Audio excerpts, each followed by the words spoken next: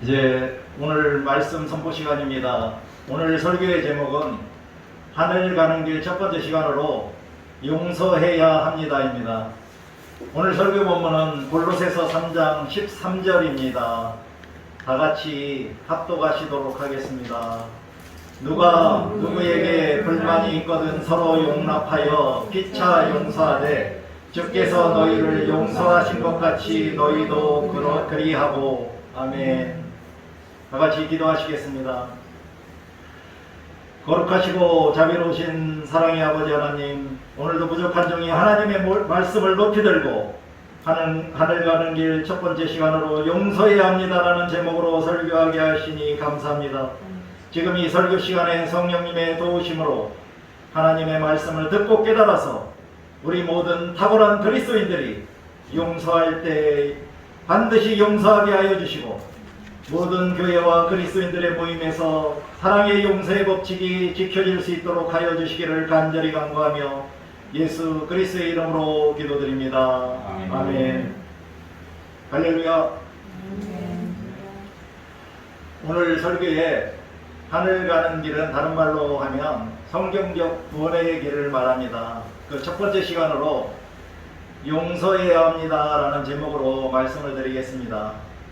제가 최근에 앤드류 모레이의 책 풍성한 삶을 발제하면서 제 19장 용서에서 많은 탁월한 그리스도인들이 용서를 해야 함에도 용서하지 않는다는 저자의 지적과 또 용서하는 사랑의 법칙을 어기지 않는 교회나 그리스도인들의 모임은 진정 어디에 있는가라는 저자의 탄식을 보고 매우 놀랬습니다.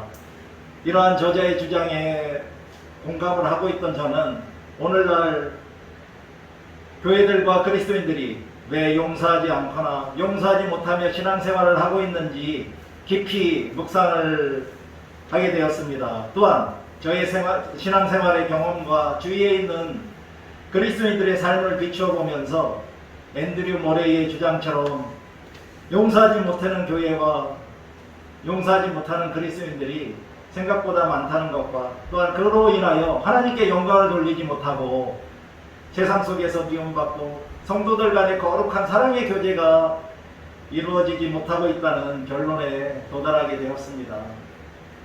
또한 저를 포함하여 사랑의 용서를 실천하며 신앙생활을 하고 있다는 그리스도인들조차도 실제로는 진정한 용서를 하지는 못하고 오히려 용서하는 척하며 살고 있다는 것도 발견하게 되었습니다. 따라서 저는 용서가 무엇이고 하나님이 성경 말씀을 통하여 우리들에게 가르쳐 주시는 용서에 대하여 설교를 하는 것이 반드시 필요하다고 생각했습니다. 오늘 말씀 선포 시간에 용서에 대하여 다시 한번 들으시고 기억하셔서 지금부터 당장 하나님이 가르쳐 주신 진정한 용서를 실천하는 참된 그리스도인으로서 복된 신앙생활을 하시기 바랍니다. 그럼 먼저 용서란 무엇일까요? 어학사전을 찾아보니 지은 죄나 잘못에 대하여 꾸짖거나 벌을 주지 않고 너그럽게 보아줌이라고 말하고 있고, 한자로 용서는 잘못이나 죄를 꾸짖거나 벌하지 아니하는 것을 말합니다.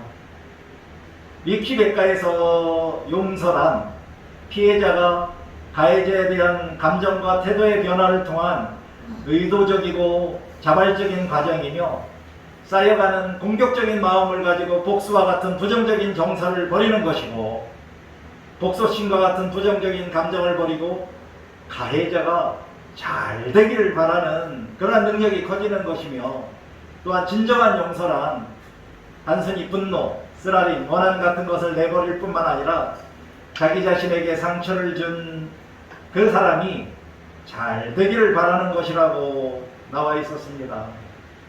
여러분은 이런 진정한 용서를 실천하실 수 있겠습니까?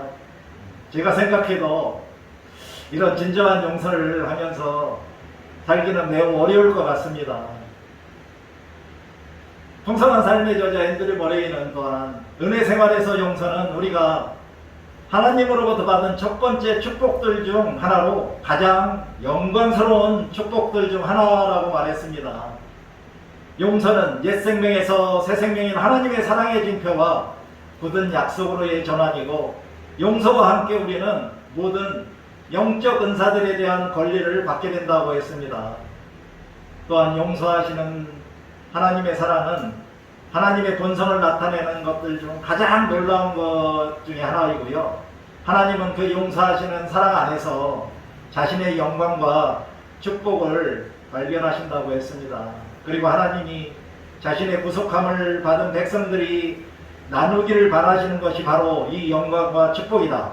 그리고 하나님이 그들에게 요구하실 때 그들은 용서를 받자마자, 그리고 용서받은 만큼 다른 사람들에게 용서를 해야 한다고 앤드류 머레이는 풍성한 삶에서 말했습니다. 사랑하는 성도 여러분, 여러분은 하나님으로부터의 용서의 축복을 이미 받으셨나요? 여러분들은 하나님의 용서하시는 사랑을 받아서 용서받은 그리스도인으로 살고 계신가요? 그렇다면 성경적인 용서의 의미는 무엇일까요? 성경적인 용서란 하나님이 우리들의 죄와 허물을 용서해주는 방식으로 잘못한 과거를 완전히 기억하지 않고 잘못한 사람을 거듭난 새 사람으로 인정해주는 것입니다.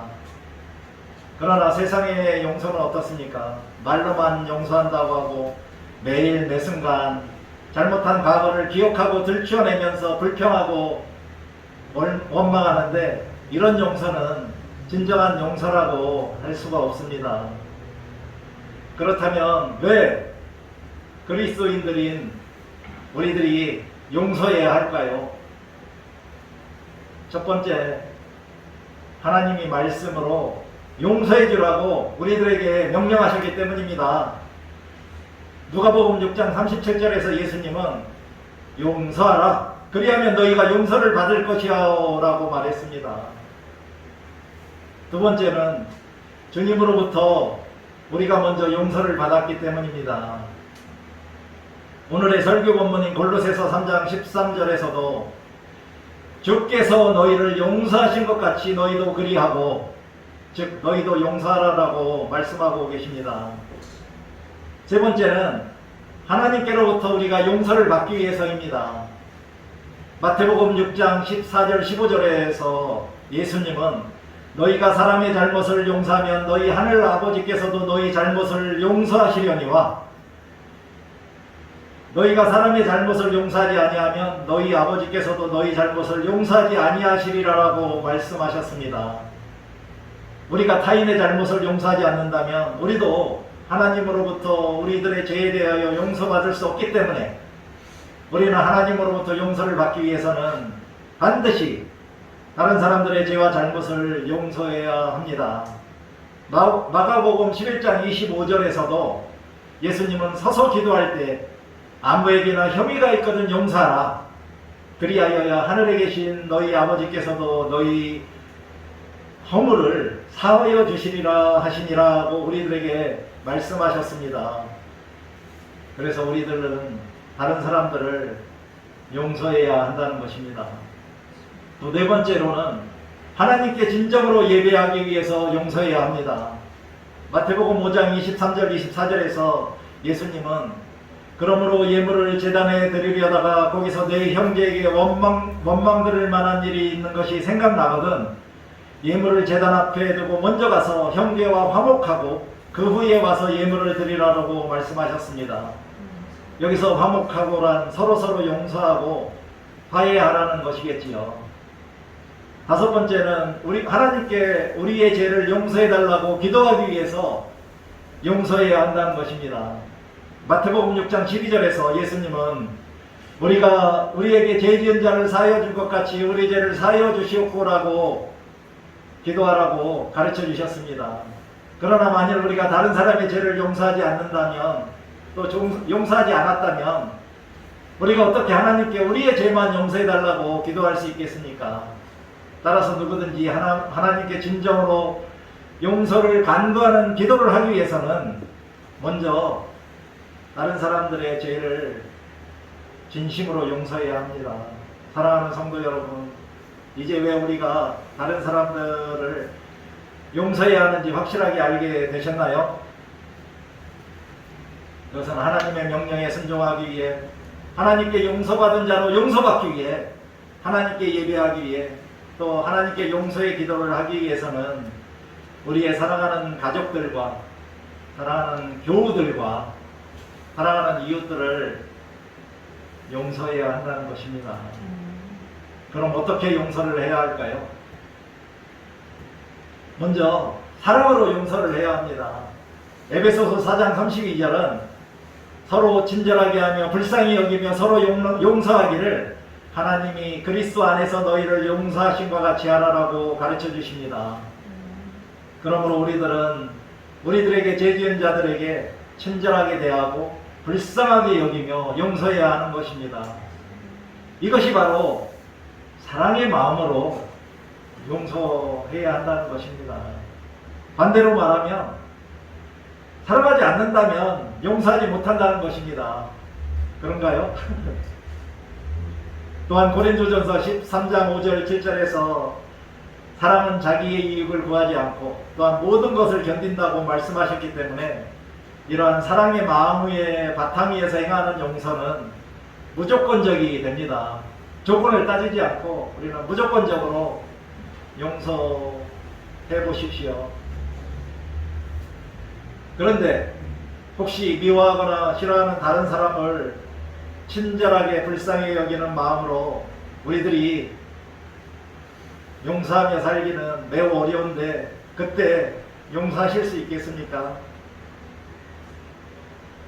그리고 예수님처럼 우리가 용서하며 살아야 합니다.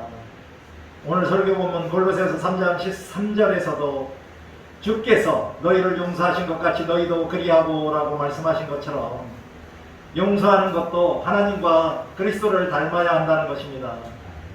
주님이 회개하도록 하여 우리들의 죄를 용서하기 위해 십자가에서 들림을 받으신 후 그분이 용서하시는 것 같이 우리들도 용서해야 한다고 말씀하신 것입니다. 이와 같이 우리들의 죄에 대한 하나님의 용서와 다른 사람들에 대한 용서가 매우 밀접하게 연결되어 있습니다. 그러므로 우리가 다른 사람의 죄와 잘못을 용서하지 않는 것은 자기 자신이 하나님으로부터 용서받지 못했음을 나타내는 분명한 표시임에 틀림이 없습니다. 따라서 모든 그리스도인들은 주님으로부터의 용서를 받자마자 그리고 용서받은 만큼 하나님과 그리스도를 닮는 삶으로 다른 사람들을 용서하며 살아야 하겠습니다. 여러분들은 자신이 용서받은 그리스도인이라는 증거의 하나인 용서를 실천하며 살고 계신가요? 만일 그렇게 하지 못하고 계시다면 지금 당장 하나님으로부터 용서받은 자로서의 증거를 나타내는 용서하는 삶을 살아가시기 바랍니다. 그렇다면 무엇이 우리들에게 진심으로 용서하지 못하게 할까요? 요한일서 1장 9절에서는 만일 우리가 우리 죄를 자백하면 저는 미쁘시고 의로우사 우리 죄를 사하시며 모든 불의에서 우리를 깨끗게 하십니다 라고 말씀하셨습니다. 먼저 우리들의 죄를 자백하고 용서를 구할 때 하나님은 우리들의 죄를 용서해 주신다는 것입니다. 따라서 만일 우리가 다른 사람의 죄를 용서하지 못한다면 그것은 우리가 우리들의 죄를 자백하지 않아서 용서받지 못했기 때문이라고도 할 수 있습니다. 그러므로 우리들의 죄에 대하여 부끄러움을 느끼고 회개한 후 예수 그리스도를 살아계신 하나님의 독생자이자 나의 구세주와 주님이라는 그런 사실을 받아들이고 믿어 구원을 받은 그런 거듭난 그리스도인이라면 지금 당장 다른 사람들의 죄와 허물에 대하여도 용서해야 합니다. 또한 우리가 고슴도치 용서를 하기 때문입니다. 무디 목사님은 하나님이 용서하라고 하니까 용서는 하지만 난 당신이 나에게 준 상처나 손실은 결코 잊지 못할 것이다 라고 하는 가시돋친 용서를 고슴도치 용서라고 말했습니다. 우리들이 다른 사람을 용서한 것 같이 말하고 화평한 것 같이 행동할지라도 우리의 마음속에 악한 마음이나 불만이나 시기나 질투나 복수심이나 상대방을 경계하는 것이 조금이라도 남아있다면 그런 용서는 모두 가시돋친 고슴도치 용서로 진정한 용서가 아니라고 할 수 있습니다. 그러므로 우리가 다른 사람의 죄와 잘못을 용서했다면 우리를 화나게 하거나 피해를 입힌 사람의 행복을 진심으로 원하며 간구하며 그러한 사랑의 마음으로 용서를 해야 하겠습니다. 그럼 얼마만큼 우리들이 용서를 하며 살아야 할까요? 마태복음 18장 21절 22절에서 그때 베드로가 나와 이르되 주여 형제가 내게 죄를 범하면 몇 번이나 용서하여 주리까? 7번까지 하오리까? 예수께서 이르시되 내게 이르노니 7번뿐 아니라 7번을 70번까지라도 할지니라라고 말씀하셨습니다. 예수님의 이 말씀은 우리들에게 끊임없이 용서를 해야 한다고 명령하신 것입니다. 그리고 누가복음 17장 3절 4절에서도 예수님은 너희는 스스로 조심하라. 만일 내 형제가 죄를 범하거든 경고하고 회개하거든 용서하라. 만일 하루에 7번이라도 내게 죄를 짓고 7번 돌아와 내가 회개하노라 하거든 너는 용서하라 하시더라고 말씀하셨습니다.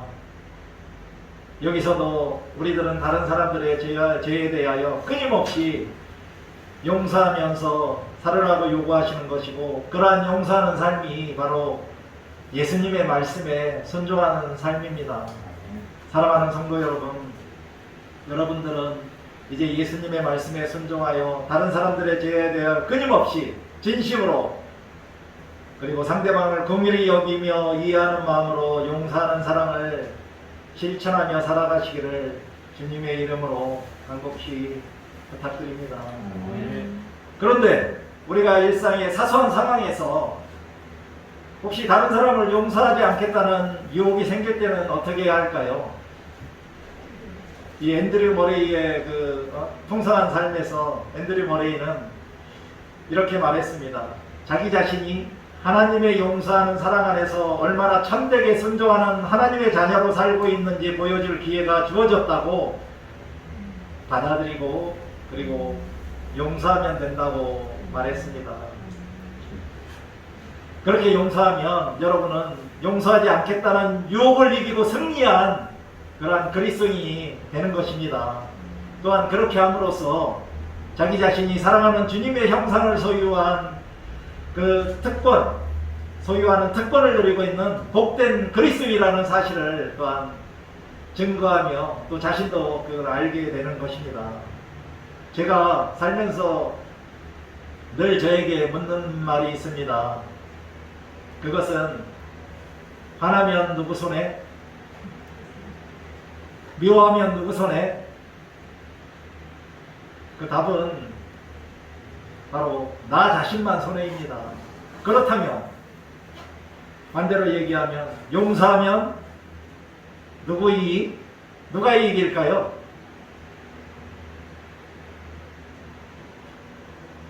그리고 우리가 기도하거나 용서에 대하여 하나님께 감사할 때마다 하나님께 영광이 되도록 다른 사람들에게도 용서하는 사랑을 베풀면서 살겠다고 기도해야 합니다.